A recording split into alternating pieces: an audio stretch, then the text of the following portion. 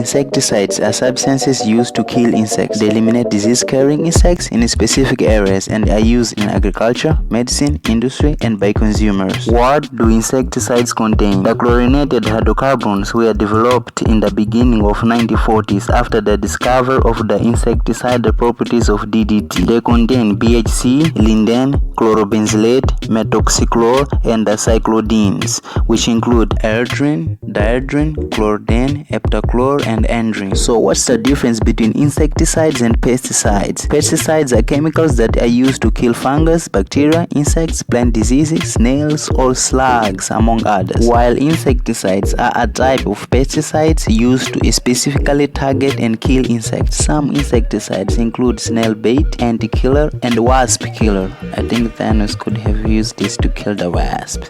Just kidding. But how do insecticides kill insects? They work like this. Organochlorine compounds work on insects when they eat the plant and ingest the insecticide chemical put into it by opening what is known as the sodium-ion channel in the neurons or nerve cells of insects, causing them to fire spontaneously. In here, the systemic insecticides make insects go into spasms and eventually kill them. How do insecticides work? Systematic insecticides are put in the soil and allowed to be absorbed by plant roots. They move up to the leaves, branches, fruits, and twigs of the plant and protect it from being chewed upon by insects. Classical examples of systematic insecticides are bactericides and the larvicides that help in eradicating bacteria and larvae that destroy plants. Commonly used insecticides. First, contact insecticides. These are the common sprays used at homes to get rid of insects and mosquitoes by disinfecting and deodorize the environment. Contact insecticides are available in the forms of coil, liquid vaporizers, repellent, and sprays. Second, ingested insecticides. Ingested insecticides are used to kill rats, rodents, and cockroaches. Rodenticide is also a form of ingested insecticide. It's a sort of a poison that is effective in killing rats. It is used as poisonous bait and feed to rats to,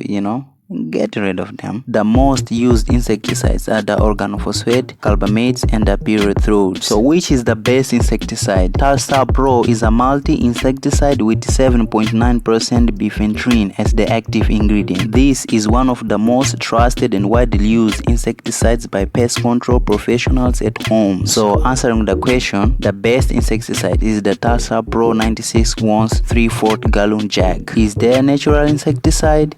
Yes, the neem oil. Neem oil is one of the best natural insecticides, killing everything from cabbage worms and squash bugs above ground to nematodes and grubs beneath the soil. Neem oil is a poisonous extract of the neem tree, a typical Asian species, which is widely available in garden centers. Organic and inorganic insecticides. First, inorganic insecticides. Inorganic insecticides are made from heavy metals and arsenic compounds such as boric acid and silica gel. They are either man-made or based on synthetic formulas like carbamate or pyrethroids. Inorganic types of insecticides are highly effective, but they should be used carefully. Second, organic insecticides. These are made from plant oils and fatty acids that are derived from plant or animals. They are eco-friendly and cause no harms to crops. Insecticidal soap is found in this category. This is made of detergent of ivory liquid and is sprayed on plants to protect it from being eaten by insects. It is non-toxic and should not be sprayed in the sunlight. Can I make my own insecticidal soap?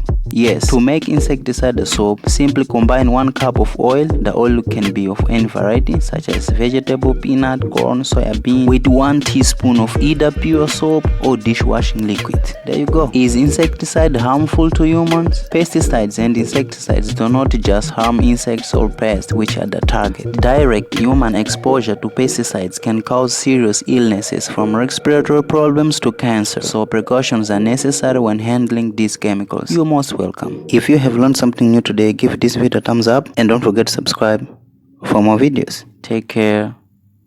Stay safe.